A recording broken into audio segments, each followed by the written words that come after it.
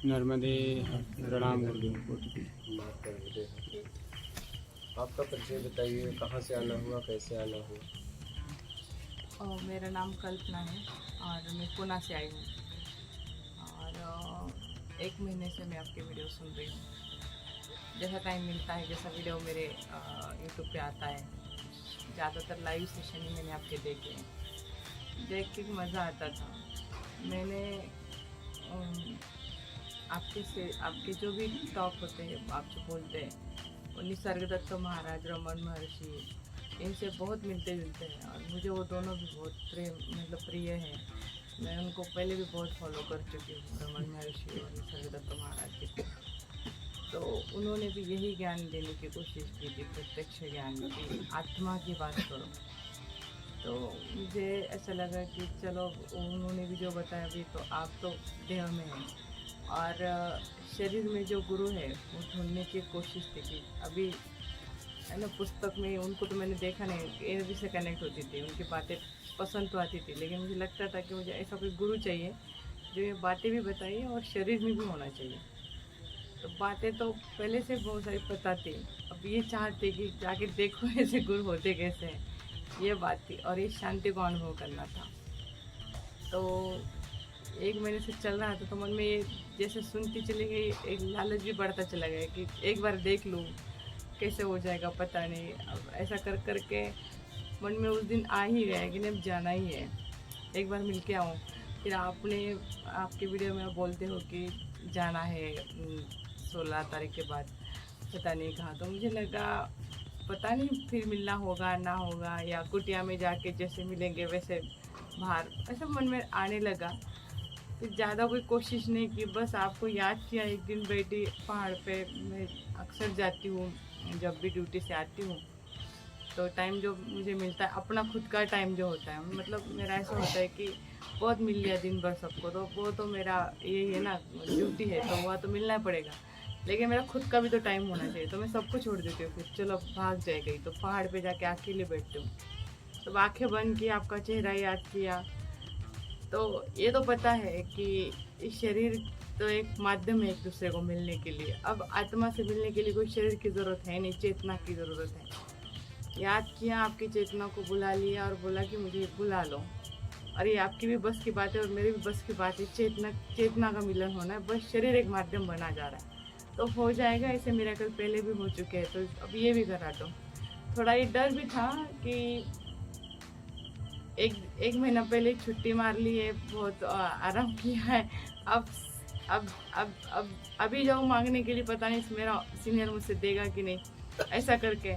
लेकिन ये अनुभव ऐसा हुआ कि उन्होंने कुछ नहीं बोला, मैंने खाली जाके बोला कि मुझे छुट्टी चाहिए, ठीक है जा, कोई बात नहीं। तो ये था, ये मेरा अक्सर इससे पहले भी अनुभव हुए, लेकिन ये भी उसमें ऐड हो गया अनुभव कि जब चेतना की बात होती है, ऊपर उठने की बात होती है, तो पूरा यूनिवर्स काम करता है हमारे लिए। तो ये उसमें भरोसा भी होना चाहिए, अंदर की एक प्यास भी होनी चाहिए, और ये सब खेल चेतना का ऐसा मुझे लगा। तो मैं आ गई यहाँ पे। आने के बाद मुझे आपके वीडियो में तो ये समझ आ रहा था कि ये क्या क्या होता है। अब ये मैं प्रत्यक्ष अनुभव किया तो मुझे और आनंद आने लगा कि ये मौन क्या होता है। तो मेरा एक अंदर से भी होता है कि बहुत शांत रहो, बहुत शांत रहो, क्योंकि दिन भर ऐसे लोगों को मिलती रहती हूँ, तो शांति पसंद है। अभी सब इन लोगों को देखा, थोड़ा सा डर भी लगा, लेकिन लगा कि कोई बात नहीं, ये मेरे जैसे ही ध्यानी होंगे तो ज़्यादा बात तो नहीं करेंगे। अब ज़्यादा तो क्या, कोई बात ही नहीं करता, मेरे को बोलते बात मत करो।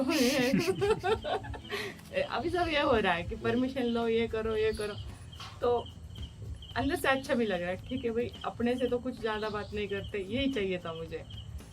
तो यही है गुरु जी, जो 2-4 दिन रहूँगी, बस यही अनुभव करके जाऊँगी। ये अनुभव ही करना था बस, इसीलिए आई हूँ। बहुत अच्छा लग रहा है।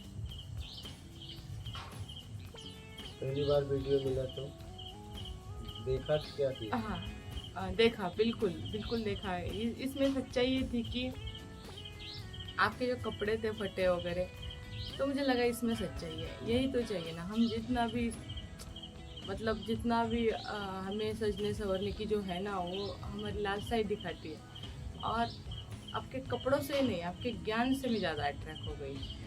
कपड़ों का तो कुछ है नहीं, मगर मैं अगर अवेयरनेस में रहूँ तो मैं बहुत सजू भी, तो कोई मुझे लगता है कोई दिक्कत है नहीं। अगर मुझे उसमें अटैचमेंट नहीं है तो मैं ये भी पहन के ये भी पहन के, लेकिन मुझे अटैचमेंट नहीं, मुझे अब कोई बोले इसका कोई फ़ायदा नहीं तो मैं ये भी निकाल दूँ, मुझे कोई दिक्कत नहीं है। तो है मेरे पास इसलिए पहना, एक छूट भी जाए तो मुझे कोई अटैचमेंट नहीं है, क्योंकि मैं अवेयरनेस में जी रही हूँ। तो अवेयरनेस मुझे ज्ञान ने दिया कि तुम जो भी करो, मतलब तुम्हारे पास है तो उसका आनंद भी लो, और जिस दिन नहीं भी रहेगा तुम दुख में भी मत चले जाओ। यही तो आपका ज्ञान बताता है, महाराज का ज्ञान भी यही बताता, रमन महर्षि ने भी यही तो बताया है।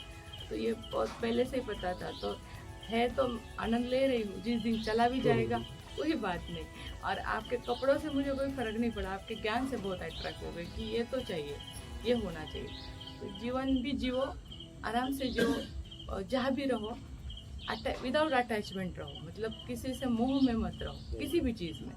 और ये अगर छूट जाए तो जहाँ भी रहोगे वो परम शांति होगी, और वही मोक्ष है और वही सब कुछ है। लेकिन हमें अटैच रहते हैं ना संसार में भी, इसलिए हमें सब दुख मिलते हैं, ऐसा मुझे लगता है। इसलिए मैं हूँ तो संसार में, अटैचमेंट मेरे घर वाले मेरे से परेशान है, पता नहीं इसको मोह ही नहीं है तो क्या करूँ। मोह में नहीं रहती, मतलब प्यार से बात सबसे करनी है, कैसे है, तुमने खाया क्या, पैसा चाहिए क्या, जो हो सके करना है। लेकिन ज़्यादा मोह में नहीं कि बस रो ही जा रही हूँ, इनबैलेंस नहीं होना है कि हाँ ठीक है शरीर में हो तो थोड़ा सा लगेगा, लेकिन दिन भर उसमें सोच ये मेरे से नहीं होता, मतलब काम भला ऐसा बैलेंस करके चलती हूँ। और ये सब पहले से नहीं, ध्यान से होने लगा। जैसे जैसे सत्संग सुनते चली गई, पहले इन लोगों को भी बहुत सुना, तो ना मुझे लगता था हाँ ये सत्य है, ऐसा ही जीना है, ऐसा ही चल रहा है गुरु जी। और मैं जी रही हूँ इसलिए मुझे आसान लगता है। और आप जो सत्कर्म की बातें करते हो तो मुझे बहुत अच्छा लगता है, क्योंकि हाँ ये तो मेरा अनुभव भी है। सत्कर्म नहीं करोगे तो कितना भी ध्यान करो, कुछ भी करो, क्या फ़ायदा अगर ध्यान आपको सत्कर्म ही सिखाएगा। अगर सत्कर्म नहीं हो रहे आपसे, यानी कि आपका ध्यान भी कुछ काम का नहीं, कुछ गलत ध्यान आप कर रहे हो। किसका ध्यान करना है? आत्मा का ध्यान नहीं कर रहे। आत्मा तो ऐसा है कि वो सत्कर्म ही कराएगा, दुष्कर्म होगे नहीं। आत्मा का ध्यान करने वाला फिर कौन है? हम ही आत्मा है। हाँ तो फिर तो अब जब मैं ही आत्मा हूँ तो कैसे फिर ध्यान करूँगा? कौन किसका ध्यान करेगा? अवेयरनेस में जीना है। हाँ तो बस जैसा है वैसा जीना है। क्या जैसा है जी वैसे में जीना है। और अगर कुछ लगता है कि मेरे बदलाव से किसी का आत्मिक स्तर उठेगा या मेरा, तो बदलाव कर लो। क्या बदलाव कर लो, समझ आपके पास है, उसका उपयोग करो। अब जैसा है वैसा में कोई लाके गटर का पानी दे दे तो हम नहीं पिएंगे, क्योंकि वो स्वास्थ्य के लिए हानिकारक है। वो कहे नहीं जैसा है वैसा ले लो, नहीं भैया, जैसा है वैसा नहीं है, मुझे जैसा चाहिए वैसा भी तो चाहिए। सब देखिए। हाँ और कोई प्रश्न है? हाँ, मैं जब भी ना किसी से मिलने से पहले जब भी घर में अकेली होती हूँ, ध्यान वगैरह करती हूँ, मतलब कि मौन में रहना, कुछ सत्संग सुनना, सत्कर्म करना, ये चलता रहता है। जब भी घर से बाहर निकलती हूँ, किसी से मिलना होगा तो वो मेरा ये अनुभव भी रहा है कि इन लोगों को ज़्यादा लोगों को मिलने के बाद, उनको हाथ मिलाने के बाद ऐसा लगता है कि एनर्जी ज़रा कम होने लगे। तो ये पता चलता है कि एक तो मेरे एनर्जी में कहाँ पे लीकेज होगा, या फिर मैं किसी की एनर्जी मेरे में स्टक करती हूँ। मतलब किसी ने मुझे कुछ बात बताई तो मैंने रख लिया अपने मन में, ये मुझे पता भी चलता है कि मैंने छोड़ना, उसकी एनर्जी को रिलीज़ करना है। लेकिन कई लोग बहुत इमोशनल होके बताते हैं ना, रो धो के ऐसा हुआ वैसा हुआ। अरे मेरे साथ होता है तो मुझे ना उस चीज़ में बताइए कि मुझे उस टाइम क्या करना चाहिए। कि एक तो मुझे वो सत्कर्म करना, मतलब कि उसको कुछ बात, कई बार ऐसा भी होता है कि सामने वाले का दुख ये होता है कि मेरे को सुनने को ही नहीं है कोई, मेरे को सुनने के लिए कोई नहीं है, इसका भी उसको दुख है। मुझे बताना है, खाली तुम सुनो, मैं उसके लिए कुछ नहीं करती, उसको खाली रिलीज होना है, इसलिए मेरे पास आ रहा है। अब तुम अच्छे से सुनो, मैं बता रहा हूँ, और तुम कुछ मत करो, ये उसकी दिक्कत है। तो मैं सुनने की कोशिश करती हूँ, ठीक है बोलो। अब वो आधा घंटा सब बताता रहता है, वो नहीं सुनना चाहिए। अच्छा, इसके कारण भी हो सकता है। हम सुनेंगे लेकिन आपको सलाह देंगे तभी सुनेंगे, नहीं तो नहीं सुनेंगे। क्या हम सुनेंगे लेकिन अगर आप मेरी सलाह मानोगे तो मैं आपकी सुनूंगी, नहीं तो नहीं सुनूंगी। हम क्यों टाइम पास करें, अपने समय को क्यों बर्बाद करें? जाके कहीं और कहीं सुना दो, नहीं सुनना चाहिए। उससे उससे क्या होगा, जैसा वो सुनाएगा उस पर आपका चिंतन बढ़ने लगेगा, हाँ हाँ। होने लगे, अपने आप होगा। आप कुछ कर भी नहीं सकते। इसलिए अगर आपसे कोई सलाह मांग रहा है, दो चीजें होती हैं।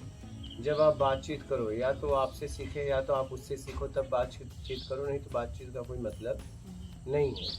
हम कोई डस्टबिन थोड़ी ना है, कुछ भी आए कोई डाल के और चला जाए और मैं उसे स्वीकार कर लूँ। क्या कचड़े के वापस तो हो नहीं आप हो? नहीं। फिर लेकिन कभी कभी टाल भी नहीं सकते, लोग सामने से आते फिर हैं। मुंह में हो आप, क्यों नहीं टाल सकते? एक अनजान आदमी बोले नहीं। मैं अपनी भड़ास निकालना चाहता हूँ, आप सुनेंगे? जी गुरुजी, ऐसा है कि देखो मैं पुलिस में हूँ, तो मेरे पास लोग खुद चले जाते हैं। अब मैं ऐसा तो नहीं बोलती भागो यहाँ से, मेरे को मत बताओ, मैं ना भी सुनना वो तो चाहूँ आपकी ड्यूटी है, हाँ वो आप नहीं सुन रही हैं। हाँ आप जिस पद पे हैं उस पद का काम करिए, वो बात अलग है। हाँ लेकिन वो काम की बात है, हाँ। पर्सनल लाइफ की बात नहीं है। क्या? कभी काम के तो टाइम काम में तो आपको सुनना ही पड़ेगा। तब ऐसा होता आप है। उन्हें सलाह दीजिए, जी ऐसा थोड़ी ना वो भड़ास निकालेंगे चले जाएंगे। हाँ। सुनाएंगे तो आप उसका काम भी तो बताएंगे। जी वो तो आपका काम है, उसे ईमानदारी से करिए। जी तो ईमानदारी से करती हैं कि नहीं? हाँ बिल्कुल। हाँ बिल्कुल बिल्कुल ईमानदारी से करती हूँ। हाँ, ये अच्छा है। बिल्कुल बिल्कुल, मतलब मैं ये बिल्कुल ये क्लियरिटी के साथ कहती थी, बिल्कुल जब से आप ड्यूटी ज्वाइन की हैं, जब से आप तो इस पद पे आई हैं, कभी आपको ऐसा लगा कि किसी ऐसे व्यक्ति को आपने सता दिया, उसने ऐसा कुछ किया नहीं था, ऐसा हुआ? स्वामी अपने जी, रूप के पद का गुरूर एक होता है, जाने अनजाने में, मतलब कि अनजाने में नहीं होता, हाँ। जान के ही होता है। जान के कभी हुआ भी होगा, और वही मैं या आपसे जैसे पूछ रहा हूँ। हाँ जान के कभी हुआ भी है। क्योंकि एक पद और का उस- गुरूर होता है। हाँ जी, जब जो वर्दी सर पे चढ़ती है तो एक घमंड था, तब मैं अवेयरनेस में नहीं जीती थी, एकदम। तब मैं इतना सत्संग नहीं करती थी। हाँ। लेकिन हाँ, मुझे तुरंत कुछ प्रकृति की तरफ से कुछ ऐसा तोहफा मिलता था कि मुझे मेरा दिमाग फिर ठिकाने लगता था, और मेरे सामने फिर सत्संग जैसी बातें आने लगी। मैं बुक भी बहुत पढ़ चुकी हूँ, तो मुझे ना रियलाइज होने लगा, मतलब वो करवा दिया गया कि तुम्हारे लिए ये ठीक नहीं है। मतलब कई लोग ऐसे होते कुछ करेंगे, खाएंगे कुछ इस तरह से और पचा भी लेंगे, तुरंत उसको रिजल्ट नहीं मिलता। मैं अगर कुछ कर भी देती ऐसे तो मुझे रिजल्ट तुरंत मिलता था, तो मुझे समझ आता था मेरी लिए नहीं है। तो ऐसा नहीं कि गलती नहीं हुई, लेकिन मुझे गलती भी रियलाइज हुई है। और फिर मैंने रियलाइज करने के बाद एक बार सोच लिया कि मुझे करना ही नहीं है, छोड़ दो। तो मैं अब ये पूरा ईमानदारी के साथ कह सकती हूँ कि मैं अब ऐसा कोई गलत काम नहीं करती, बल्कि मुझे आनंद है कि मेरे पास वर्दी है और एक प्लेटफॉर्म मिला है लोगों की सेवा करने के लिए। क्योंकि आप सत्कर्म की बातें करते हो, तो मैं किसी के पास तो जाती नहीं, लोग मेरे पास आते हैं ना, तो मुझे लगता है ये सेवा ही है। अगर वो बोलते हैं ना कि हमें ये दुख है, या फिर मैं अपने पैसों, अपने सैलरी में से जो मिलता है वो भी लोगों को बांट देती हूँ, जरूरतमंद को। ऐसा नहीं कि सबका सब बांट देती हूँ, लेकिन कोई आए पूछे कि ये दिक्कत है, वो मांगता नहीं है सामने से, बट ऐसा है बताने पुलिस वाले से कौन मांगेगा? हाँ, तो वो तो है। ये बताओ। और जब मैं देती हूँ तो उनको बहुत आश्चर्य लगता है कि ऐसे भी लोग होते हैं ऐसा करके। लेकिन देने का भाव है कि ऊपर तो कोई, मुझे लगता है कोई लेके नहीं जाता। और जब से मैंने देना स्टार्ट किया है, मेरी बढ़ोतरी हो रही है, मतलब सब काम मेरे बनते जाते हैं, लाइफ सब इजी हो गई है। और मैंने बांटना शुरू किया, ज्ञान भी मेरी तरफ आने लगा, और ये इक्वल होने लगा कि तुम यहाँ दो, मैं पैसे के रूप में दे रही हूँ, वस्तु के रूप में दे रही हूँ, प्रेम के भी रूप में दे रही हूँ। किसी को खाली प्रेम भी चाहिए, प्यार से बात करो। मैंने जब ये स्तर उठाया ना, तो उसके रूप में मेरे पास विजडम बहुत आ गया। मैंने ये देना शुरू किया, तो पैसा तो मेरे को ऐसा नहीं बोलूँगी बहुत लग्जरी लाइफ है, बट विजडम बहुत आने लगा। और इतना आने लगा कि मुझे लगता है मेरे चेतना का स्तर उठने लगा।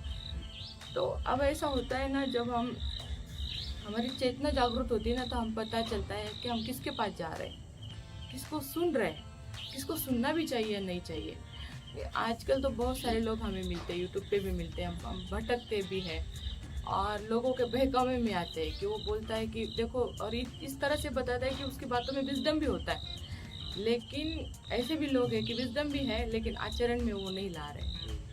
और फिर हमारे पास चेतना का स्तर ऊपर नहीं उठा होगा तो हम जाएंगे, उधर भी जाएंगे, सब अनुभव लेके आएंगे। तो मुझे लगता है ये थोड़ा बहुत करके मैं भी आई हूँ, लेकिन मैंने सब कुछ मेरे लाइफ में ऐसा करना शुरू किया कि प्रेम भी दो, जो जिसको जो चाहिए ना मेरे पास हो सके उतना देने की कोशिश रहती है मेरी।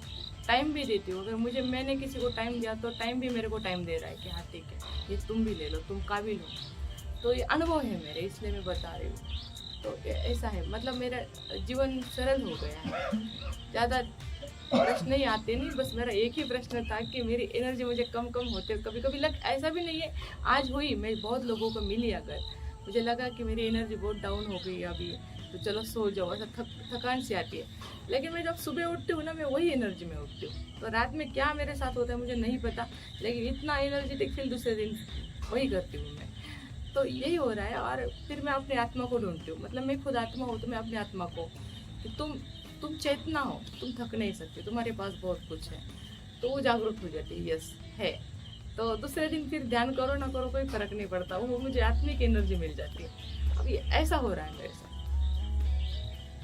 पेड़ को भी जाके लपक जाते हो कि हाँ अच्छा लगता है, क्योंकि किसी आदमी को जाके ऐसा करने से भी इतना सुकून नहीं है। पेड़ बहुत सच्चे होते हैं, एनिमल बहुत नोचते हैं। हाँ, तो और अपने मन की चलती है ना, वो उनसे कुछ नहीं बोलते, वो नोचते नहीं जी, और हम उन्हें नहीं नोचते। हाँ, बात ये है, दोनों तरफ से नोचना नहीं है, दोनों तरफ से मिलना है जी। क्या? तो बस यही सब कुछ चल रहा है। तो मैं आपसे एक बात पूछ रहा हूँ जी, आपके सामने कभी वर्दी में भिखारी भीख मांगने कभी आप तक आए? मेरा खुद का अनुभव बताऊँ तो हाँ, वर्दी में हाँ हुआ है। और जो हिजड़े वगैरह होते हैं ना, वो तो आ जाते हैं, वो तो भिखारी मुझे की बात हाँ, कर रहा वो भिखारी भी आए हैं दे देना ऐसा करके, तो हाँ ठीक है मैंने दिया भी। अब मेरे मन में जब हम बोलते हैं ना कि आत्मा अगर चाहती है ना देना है, वो भिखारी हो या बड़ा अमीर भी हो, आत्मा चाहती है ना दे दो तो दे देना चाहिए, कुछ तो होगा। आत्मा की पुकार सुनो, तो मैं आत्मा की सुनती हूँ। अगर मुझे भिखारी भी मांगे और आत्मा ना बोले तो मैं ना दूँ, हाँ कोई नहीं है मेरा कुछ देने के लिए। आत्मा की पुकार बहुत मैटर करती है। तो ऐसे लोग मुझे तो मिले हैं, बाकी के लोगों ने पता, मेरे पास पता नहीं आ भी जाते हैं तो मैं दे देती हूँ, चलो ले रख लो, ये इसका इतना खा लो भाई और करो। और फिर मेरे को ये सवाल भी आता था कि पता नहीं ये जाके कुछ और गंदा काम करेगा, तो मेरे मन से ही आने लगा कि मेरा भाव बहुत इम्पोर्टेंट था। मैंने क्या करके उसने मुझे किस तरह से मांगा कि भूख लगी दे दो। अब उसने मांगा मुझे भूख लगी इसलिए पैसा दे दो, और मेरे पास टाइम नहीं था, मेरे मतलब मैं जाके कुछ दे दूँ तो ठीक है भाई ये लो 10 रुपये 20 रुपये 50 रुपये। तो भाव क्या था उस टाइम कि तुम खाना खा लो। अब भाव मैटर करता है, फिर तुम जाके कुछ भी करो मुझे क्या लेना देना नहीं है, ऐसा करके मैंने छोड़ दिया। आपको ऐसा लगता है कि सत्संग सबके जीवन में होना चाहिए? हाँ, मुझे तो लगता है हाँ होना चाहिए। वो अपने पद का काम और ईमानदारी से करेगा। जी बिल्कुल, यहाँ तक मैंने समझा। बिल्कुल मैं भी समझती हूँ सत्संग होना ही चाहिए। दिमाग में रोज बत्ती खुल जाती है ना अपने आप, तो होना ही चाहिए।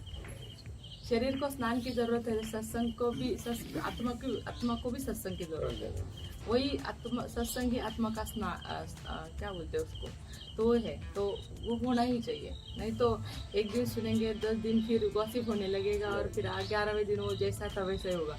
रोज होना चाहिए। तो स्वामी जी मैं आपको आज मतलब ये सब है तो सबके सामने बताना चाहती हूँ। मेरा शेड्यूल ऐसा होता है 11 बजे के बाद फिक्स, मतलब कि तुम कब आओगे कब जाओगे तुम खुद पता नहीं होता।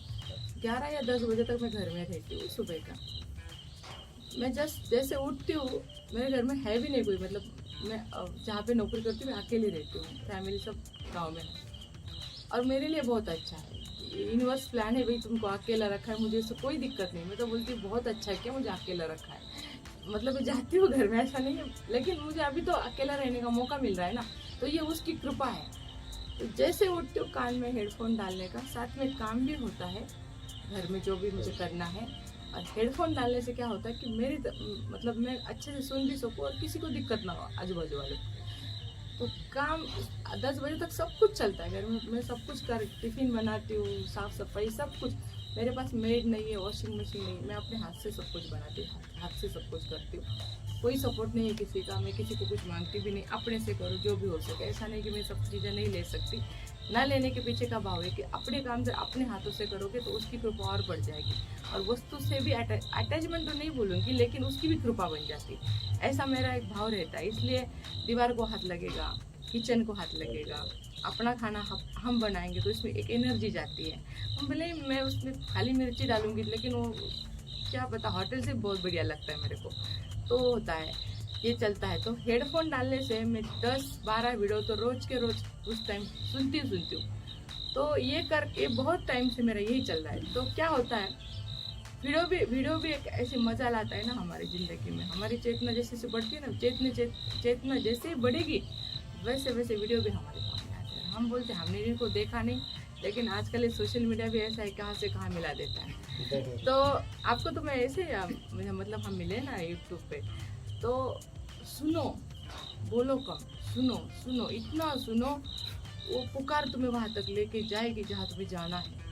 लेकिन हम क्या करते, खुद को तो सुनते ही नहीं है। वीडियो तो छोड़ो, खुद को भी नहीं सुनते, बस आजू बाजू क्या चल रहा है सबको सुनना है हमें, और उससे कुछ फायदा नहीं है। तो मेरे मम्मी पापा भी मुझे कभी फ़ोन करके डिस्टर्ब नहीं करते, उनको पता है इसको अच्छा नहीं लगता। हाँ, अगर बहुत ज़रूर की बातें हो तो मैं डिनाई भी नहीं कर सकती, मेरा कर्म है, मुझे करना भी पड़ेगा। हाँ भाई बोलो क्या काम है, तो उतना ही बोलते हैं। तो घर वाले मेरे मम्मी नॉनवेज अभी भी खाती है, पापा ने छोड़ दिया, पापा में आर्मी में थे, मेरा भाई शराब पीता है। लेकिन मैंने एक्सेप्ट किया ये सब चीज़ों को कि मैं तो काम करूँगी अपने ऊपर। पता नहीं मेरे डीएनए में कुछ तो चेंजेस होंगे मेरी तरफ से, तो उनमें अपने आप कुछ चेंजेस दिखेंगे। तो ये मिराकल है, चेंजेस है उनमें। मेरे पापा ने नॉनवेज खाना 3-4 साल से छोड़ दिया है। मम्मी को मैं वृंदावन लेके इसलिए गई थी कि एक इनर कॉलिंग थी कि तुम आ जाओ मम्मी के साथ, तो मैं उसको लेके गई। जब से हम वहाँ से आए हैं, मेरी मम्मी ध्यान की बातें करने लगी, जो कि कभी उसको कुछ पता नहीं था। देख देख के भी चेंज होता है, सत्संग और सानिध्य में बहुत लोगों को चेंज आता है। तो मेरा भाव हमेशा रहता है कि इसका कल्याण हो जाए। मैंने जन्म लिया है इसकी कोख से, तो मेरा ये भाव होना ही चाहिए कि इसका भी कल्याण हो जाए। तो ये आत्मिक भाव होता है कि कल्याण हो जाए मेरे घर वाले सबका, तो खुश रहने लगे। अपने आप से सब चेंजेस वहाँ पे भी मुझे दिखने लगे। जैसे मैं यहाँ पे काम करती हूँ, सत्कर्म करती हूँ, उसका इम्पैक्ट मेरे घर वालों के ऊपर अपने आप पड़ने लगा है।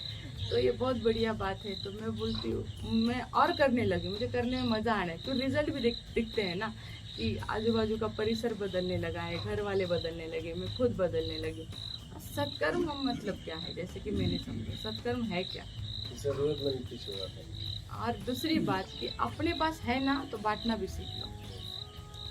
जरूरतमंद को तो देना ही, वो तो आएंगे ही ढूंढ के, क्योंकि उनको ज़रूरत है। हमें किसी को ढूंढने की ज़रूरत नहीं, लोग हमें ढूंढ के तब आएंगे जब हम भी बांटेंगे।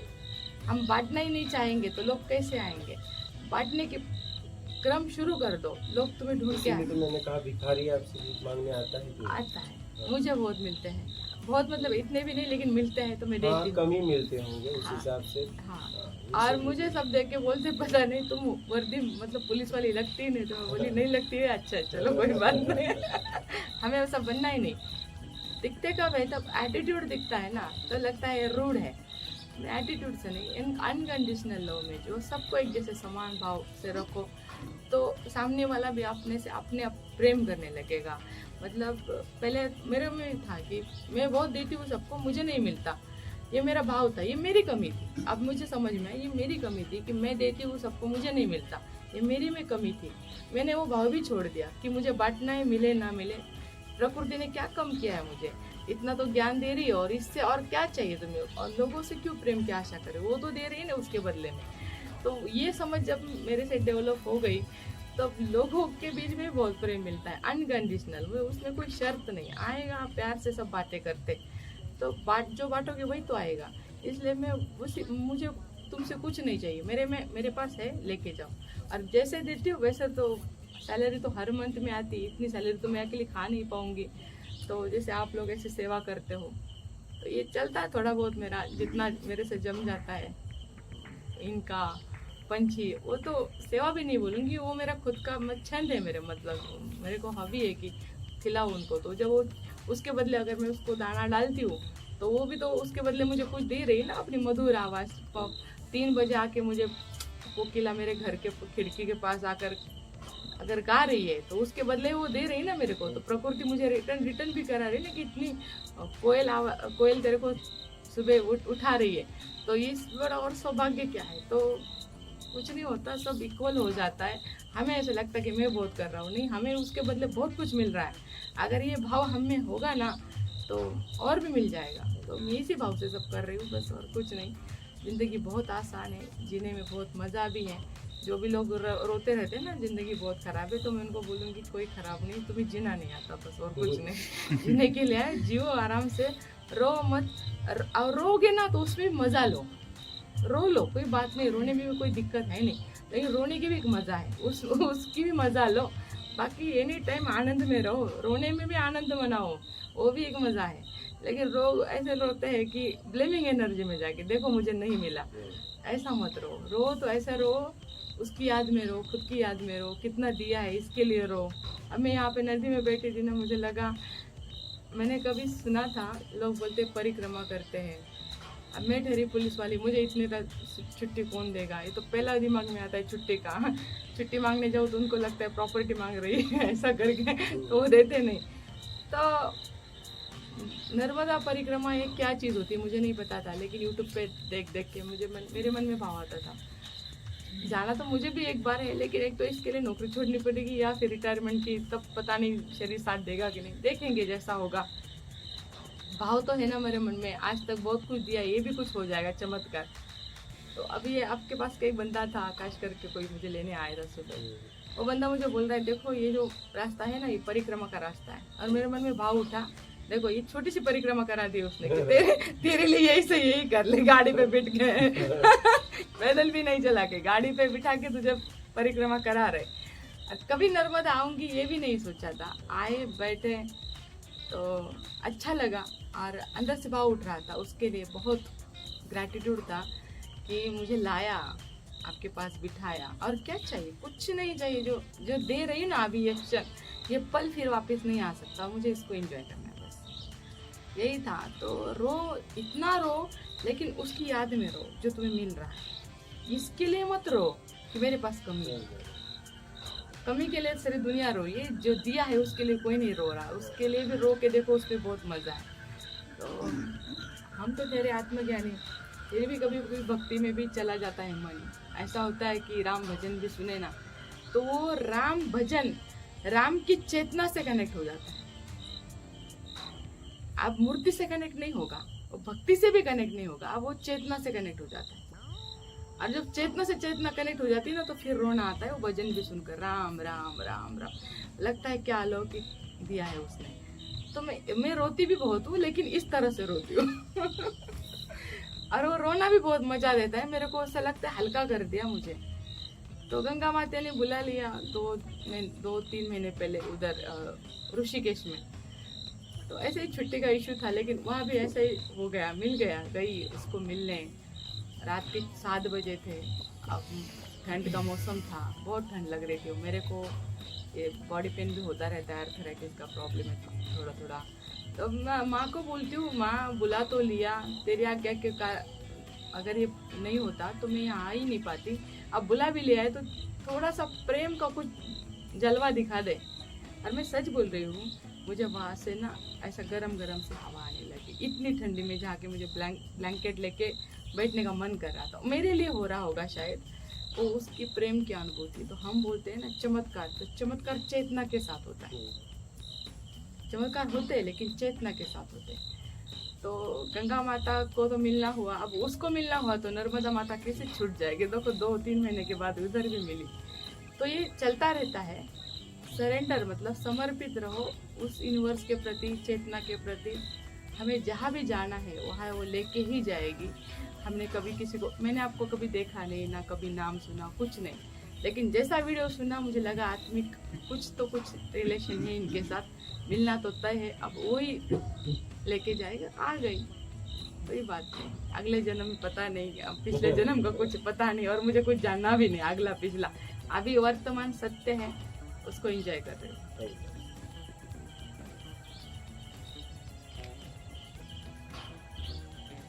और इन सभी को मिलके मुझे अच्छा लगा। इसलिए कोई बोलता नहीं। आज पहली बार ऐसा हुआ, मैं बोल रही हूँ सब मुझे चुप करा रहे हैं। शायद ये मेरी अंदर की आवाज थी, मैं ऐसी हूँ। 2-4 लोगों से बोलने की कोशिश की तो उनको लगा होगा देखो कितनी पागल है, बातें कर रही है। लेकिन ये मेरे अंदर की आवाज थी कि कोई मुझसे बात ना करे। इनसे परमिशन ले गया, इनसे परमिशन ले गया। मैं बोली अच्छा हुआ मैं आज सही जगह पे आ गई। ये मुझे अच्छे लगते हैं, इसलिए ये बोलते नहीं। इतने पकाते लोग।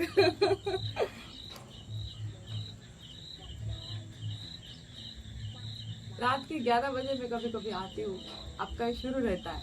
अब काम तो कुछ मतलब क्या करना है, हेडफोन डाल के बाकी काम चलता रहता है मेरा, फ्रेश होना है। तो कोई है नहीं पूछने वाला क्या कर रहे हो, क्या सुन रहे हो, कोई डिस्टर्ब करने वाला है नहीं। तो अपने मन की मालकिन हो तो सुनना है। ये सुन के भी जब भी सोती हूँ ना, उसी चेतना में सुबह उठ जाती हूँ। फिर सुबह कुछ ना कुछ आपका आता रहता है, आपका आता होगा और किसी मैं सुनती हूँ, सबका सुनती हूँ। जो मेरी चेतना को अच्छा लगे उस दिन वो पूरा चलता रहता है यूट्यूब पे और मैं सुनती रहती हूँ। मुझे गाने सुनने का ज़्यादा शौक नहीं, ऐसा नहीं कि सुनती भी नहीं। एक दिन ऐसा आता है कि सबसे बोर होने लगती हूँ तो गाने भी सुनती हूँ, अपनी मौज के लिए। मौज में जीती हूँ, अपनी मौज के लिए, किसी के सुनाने के लिए। तो मौज में रहती हूँ। तो बहुत ऐसा होता है कि वीडियो बहुत सुनते सुनते एक बार ऐसा होता है कि मौज में गाने भी सुन लेना। लेकिन ज़्यादातर सत्संग मतलब कि लाइव सेशन में जाना नहीं होता किसी के, फिजिकली जाके नहीं बैठ सकती। तो ये सोशल मीडिया भी उसकी कृपा है कि उसने हमें दिया है कि तुम कहीं भी रहो, हम जुड़ा देंगे तुमको। बस तुम्हें जुड़ना है। अब ये तुम्हारी चॉइस है, मैंने तो माध्यम उपलब्ध करा दिया है ना तुम्हें। फेसबुक है, इंस्टा है, सब कुछ है। अब तुम्हें कनेक्ट होना ये तुम्हारी चॉइस है, या तुम्हें किससे कनेक्ट होना ये भी तुम्हारी चॉइस है। सब अवेलेबल है सोशल मीडिया पे। तो जैसे हम जुड़ते हैं तो हमारे यहाँ पे सब यही चलता है। तो मैं सुनते सुनते पता नहीं कब सो जाती हूँ। तो सबको ये कहूँगी कि सत्संग सुनो, ब्रेन वॉश हो जाता है, अच्छा बन जाता है और आत्मा की शुद्धि होने लगती है, चित्त शुद्ध होने लगता है। और ये रोज करोगे ना तो उसमें मजा भी आने लगता है। इतना आता है कि अब किसी की बकवासी नहीं सुननी। अगर सुनी, मैं तो कभी कभी ड्रामा करती हूँ फिर कि कोई सामने वाला मेरे अपना दुख बता रहा है, हाँ जी ऐसा हुआ क्या आज, ओके ठीक है कोई बात नहीं, चलेगा, होता रहता है। और मेरा ध्यान ही नहीं उसकी तरफ, क्योंकि मुझे लेना नहीं है उसका अपने अंदर और उसको भी दुख नहीं देना है। तो मैं थोड़ा ड्रामा करती हूँ, न्यूट्रल रहने की कोशिश करती हूँ कि हाँ उसको भी ठीक लगे और अपने भी अंदर उसका कुछ घुसे ना, उसकी एनर्जी। फिर भी कभी कभी हो जाता है ऐसा नहीं कि नहीं होता, फिर भी उसकी एनर्जी घुसी जाती। जाने के बाद मैं सोचती देखो लोग कैसे होते। अब इनको बताओ दूँ कि भाई तुम ये सुनो, हमें नहीं सुनना, हम ये सुनने के लिए नहीं आए, तुम हमें कुछ अलग बताओ, बस इसमें शामिल हो जाओ हमारे, ये उनकी चाहत होती है। अब ऐसा बोलोगे ना उनको, इस गुरु जी का सुनो, मैं ये सुनती हूँ। यूँ पुलिस वाले के लिए भी मैंने शुरू किया ध्यान का, लोगों को ग्रुप चलाती हूँ, उनको बोलती हूँ कि तुम ध्यान करो। मेरे को देख के बोलते तुम क्या करती हो, मतलब तुम बहुत शांत रहती हो, तुम्हारे पास एनर्जी का दिखता है ऐसा। तो मैं बोलती हूँ मैं ध्यान करती थी पहले, फिर बाद में मेरे साथ। अब मैं इनको सडनली ऐसा बताऊँ तो कनेक्ट नहीं हो पाएंगे, तो उनको ध्यान का तो बोलना पड़ेगा। तो तुम थोड़ा सा सांसों पे आ जाओ, सांस को देख लो। तो क्या कैसे देखना है, यहाँ से शुरुआत है। अब ओशो को तो मैंने कई सालों पहले सुना था, अब ऐसे नाम इन्होंने सुने भी नहीं है। आपका नाम अभी बताएंगे तो इनको समझ नहीं आएगा। तो इन खाली क्या करती हूँ, सांसों पे सोचती हूँ। तो अब लोग आने लगे, अब ना पता नहीं कैसे चेंजेस आने लगे। पुलिस वालों में भी सुनना है, करना है, मेडिटेशन सुनते हैं। तो ग्रुप में क्या करती हूँ, मैं बड़े बड़े पोस्ट डालती हूँ अपने, जो भी मुझे आता है अपने मन से लिख के वहाँ पे मैं टाइप करके डाल देती हूँ। सुनते रहते तो चेंजेस दिखने लगे। मेरे खुद के पुलिस स्टेशन में लोग तो सबके सब चेंजेस हो, और सीनियर से जूनियर तक सब में चेंजेस। तो ये इसलिए कर रही हूँ कि जैसे मैं हूँ ना, तुम भी बन जाओ। और अगर ये सब जगह हो जाएगा ना, तो कल्याण हो जाएगा सबका, आपका खुद का भी होगा और आपको जो माध्यम बना है उसने, तो उसके थ्रू आपके थ्रू सबका हो जाएगा। आप ये ना करोगे, बाकी भी कुछ ना करोगे, तो सैलरी बहुत शासन हमें दे रहा है, उसका सही उपयोग हो जाएगा, ऐसा मुझे लगता है। लेकिन हमारे लालच ना हमें सही उसको मतलब लालच हमें बाकी सब मार्ग में गिरा देता है, और अज्ञान इसके पीछे सबसे बड़ा कारण है।